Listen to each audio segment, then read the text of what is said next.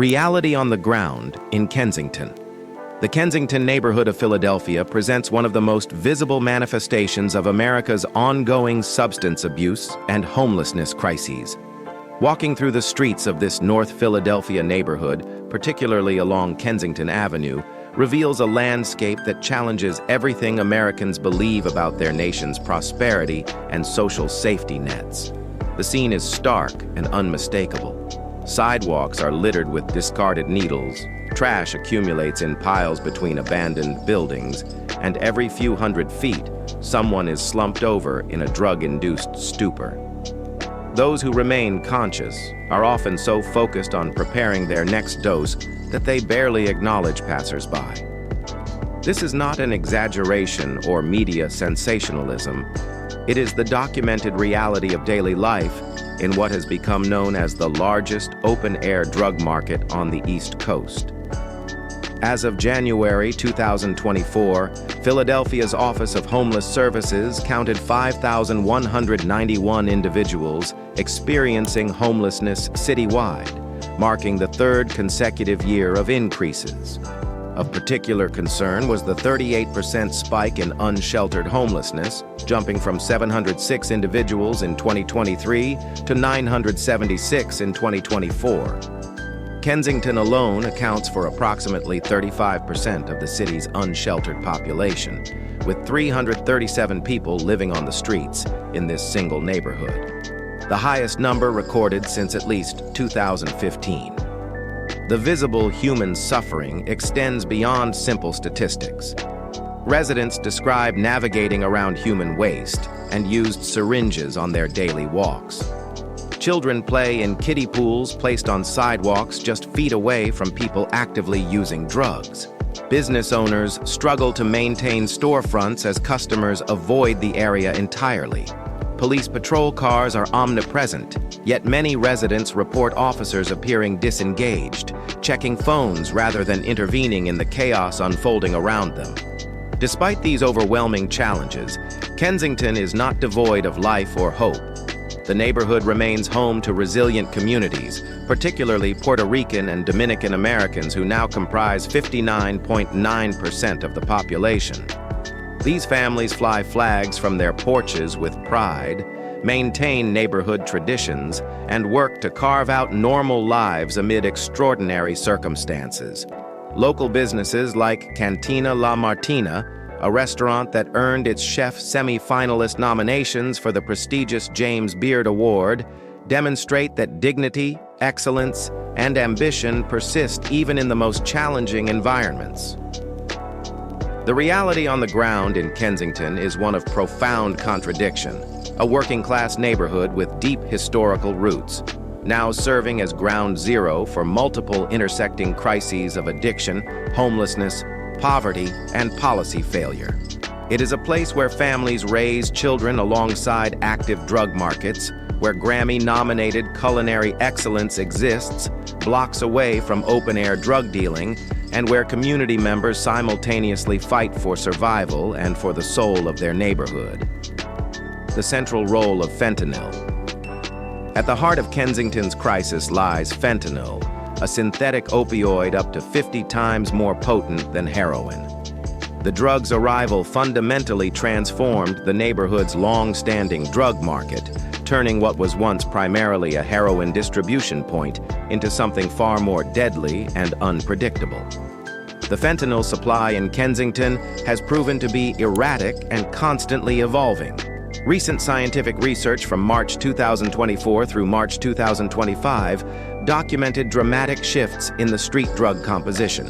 While fentanyl remained consistently present in approximately 98% of samples tested, the median concentration decreased significantly from 9.6% by mass in May 2024 to 5.3% by mass in March 2025. This decline in fentanyl concentration coincided with the introduction of numerous adulterants and cutting agents that have made the drug supply increasingly unpredictable and dangerous in different ways. The most notorious addition to Philadelphia's drug supply has been xylazine, commonly known as tranq or trank dope. This veterinary tranquilizer, designed for use in horses and other large animals, began appearing in Philadelphia's drug supply in significant quantities. By March 2024, xylazine was present in 100% of tested samples. However, its prevalence subsequently declined to 58% by March 2025, suggesting shifts in supplier practices or user preferences. Xylazine creates particularly devastating effects beyond typical opioid overdoses. Users develop severe, grotesque wounds that refuse to heal, open sores that expose tissue and bone, often requiring amputation. Dr. Ben Cocchiaro, a Philadelphia physician treating patients in Kensington, describes the situation bluntly. Xylazine has really bad skin wounds. Unlike fentanyl, which can be fatal even in tiny doses, xylazine requires larger amounts to cause death, though it significantly complicates overdose reversal since it does not respond to naloxone, the standard overdose reversal medication. In 2024, the drug supply evolved further with the introduction of novel compounds. Medetomidine, another veterinary sedative, was first detected in April 2024 and reached an 83% prevalence rate by March 2025. This substance produces what Dr. Cocchiaro characterizes as a terrible withdrawal syndrome, adding another layer of suffering for those attempting to quit. Lidocaine and tetracaine, both local anesthetics typically used in medical procedures, also surged in prevalence from 3% each in March 2024 to 63% each by March 2025. Perhaps most concerning is the recent detection of BTMPS, bis-2266 tetramethyl-4-piperidine sebacate, an industrial chemical commonly used as a plastic stabilizer in manufacturing. First identified in Philadelphia samples in June 2024, BTMPS appeared in 25% of samples that month. By November 2024, over half of all tested samples contained this industrial chemical, with concentrations often exceeding the amount of fentanyl itself. The sudden near-simultaneous appearance of BTMPS in drug supplies from coast to coast, detected in Delaware, Maryland, Nevada, Washington, California, and Pennsylvania, suggests it is being added early in the production or wholesale distribution chain rather than by local dealers. The reasons for these adulterants remain unclear. Researchers speculate that BTMPS might stabilize fentanyl precursor chemicals susceptible to heat and oxygen degradation, or it might simply serve as an inexpensive cutting agent to dilute more expensive active ingredients and increase dealer profits. What is certain is that users have no way of knowing what combination of substances they are injecting, smoking, or snorting at any given time. The human toll of this contaminated drug supply has been staggering. In 2023, Philadelphia lost 1,276 people to unintentional fatal overdoses, continuing a years-long trend of increasing deaths. Statewide, Pennsylvania reported 3,331 drug overdose deaths in 2024, with nearly 67% involving fentanyl. However, recent data suggests a significant shift. The 12-month period ending in September 2024 showed approximately 87,000 drug deaths nationally, down from a peak of 114,000 in the period ending August 2023, representing a 30.6% reduction in fentanyl-related deaths within 1 year. Law enforcement seizures in Philadelphia area reached staggering levels in 2024, with authorities confiscating approximately 27 million doses of fentanyl, nearly half of the 50 million doses seized statewide. These figures represent only what was intercepted, suggesting the true volume of drugs flowing through Kensington is substantially higher. Elena, a woman who regularly uses fentanyl and xylazine on Kensington streets, told NPR researchers in early 2025 that she has noticed fewer deaths in the community. "I can tell the numbers dropped a lot." She and her partner Vadim credit naloxone, Narcan distribution programs for their survival and the survival of others around them. Yet survival does not equal wellness. As addiction experts emphasize, while fewer people are dying, those who survive remain profoundly unwell, caught in cycles of addiction, homelessness, and deteriorating health. The fentanyl crisis in Kensington is not simply a story of drug potency and death statistics. It is a story of a neighborhood transformed into a laboratory for America's failed drug policies, where the substance composition changes monthly, where industrial chemicals enter human bodies, and where survival has become the only measure of success. Homelessness as a symptom of deeper issues. The encampments and street homelessness that define Kensington's visual landscape are not themselves the core problem. They are visible symptoms of far deeper, more complex systemic failures. Understanding this distinction is crucial to comprehending why decades of interventions focused on clearing encampments and moving people along have consistently failed to produce lasting change. The 2024 point-in-time count revealed that homelessness in Philadelphia increased for the third consecutive year. Beyond the headline number of 5,191 homeless individuals, the data reveals troubling patterns about who becomes homeless and why.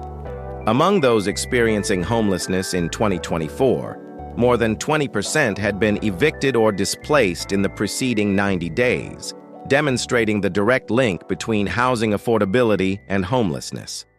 The count also found that 71% of Philadelphia's homeless population consists of adults in households without children, while 29% are families with at least one adult and one child under 18.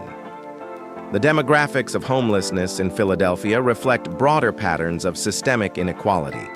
Despite comprising only about 40% of the city's population, Black residents account for approximately 72% of those experiencing homelessness.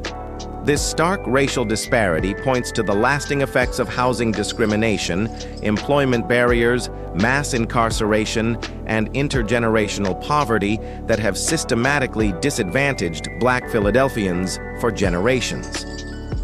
In Kensington specifically, homelessness intersects powerfully with substance use disorders.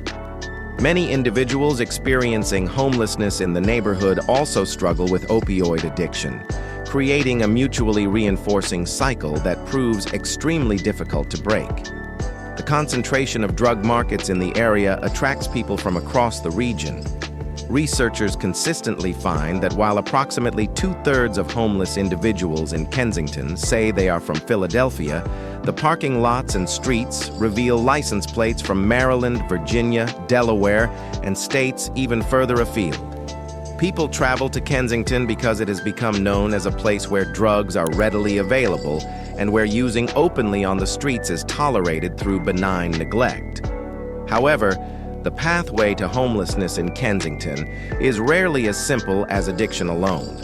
The neighborhood's median annual income stands at approximately $12,669 according to recent surveys, making it the most impoverished neighborhood in what has been dubbed America's poorest big city. More than 40% of residents live below the poverty line. The average life expectancy in Kensington is 5 years shorter than in other parts of Philadelphia. Nearly half of households report that English is not the primary language spoken at home, creating additional barriers to accessing services, employment, and support systems. The housing crisis extends far beyond those sleeping on the streets. According to national data, only 35 rental homes are both affordable and available for every 100 extremely low-income households in the United States. In Pennsylvania, that figure improves only slightly to 40 per 100. Meanwhile, the average fair market rent for a one-bedroom apartment in Philadelphia is $1,750 per month, nearly double the maximum supplemental security income payment of $967 that many disabled individuals receive. When an unexpected expense occurs, a car repair, a medical bill, a temporary job loss, families living paycheck to paycheck can quickly find themselves on the street. Those who study homelessness emphasize that the annual point-in-time count significantly undercounts the true scope of the problem. Conducted on a single night in January, the count misses people hidden in cars, abandoned buildings, doubled up with friends or family, or temporarily out of sight. In Philadelphia, while the 2024 PIT count recorded nearly 5,200 people experiencing homelessness on one night, more than 15,000 unique individuals spent at least one night in an emergency shelter, safe haven, or transitional housing during fiscal year 2024. The chronically homeless population, individuals with disabilities who have been continuously homeless for 1 year or more, or who have experienced at least 4 episodes of homelessness in the past 3 years, numbered 1,080 adults in Philadelphia as of January 2024. These are the individuals most visible on Kensington streets, most resistant to traditional intervention approaches, and most in need of comprehensive support that addresses not just housing, but the underlying traumas, disabilities, and health conditions that prevent them from maintaining stable housing. For many in Kensington, homelessness began not with a single catastrophic event, but with a slow accumulation of disadvantages. Focus group participants in poverty studies described diverse pathways. Older adults spoke of factory closures and industrial shifts that eliminated their livelihoods. Middle-aged adults recounted health crises, job losses, or the deaths of loved ones that started economic downward spirals. Younger people often reported being raised in poverty, suggesting homelessness is becoming intergenerational in some families. The concentration of homelessness in Kensington also reflects the neighborhood's unique position within Philadelphia's geography. The city's suburban ring has among the lowest poverty rates in the nation, comparable to Silicon Valley, while the city proper contains most of the region's poor. Housing costs remain meaningfully lower in Kensington than in the suburbs or gentrifying neighborhoods like Fishtown, directly to the south. Yet research shows that families would typically sacrifice approximately 1/3 of their potential income to remain close to friends, family, and community support systems, rather than move to areas with better economic opportunities, but no social connections. The homeless population in Kensington thus represents a perfect storm of individual vulnerabilities and systemic failures. The lack of affordable housing, inadequate mental health and addiction treatment services, limited economic opportunities, the dismantling of social safety nets, racial discrimination in housing and employment, the trauma of poverty itself, and the magnetic pull of drug markets that promise temporary escape. Addressing homelessness in Kensington requires addressing all of these underlying issues simultaneously, a task that has proven far beyond the capacity or willingness of municipal, state, and federal governments to date. Root causes of the crisis. To understand the Kensington crisis, one must look beyond the immediate symptoms of drug use and homelessness to examine the historical, economic, and social forces that created the conditions for such concentrated suffering. Kensington's story begins as an industrial powerhouse. In the 19th century, the neighborhood served as one of Philadelphia's primary working-class centers. Employment initially focused on the waterfront, with fishermen and boat builders forming the economic base. By the early 1800s, Kensington transitioned into iron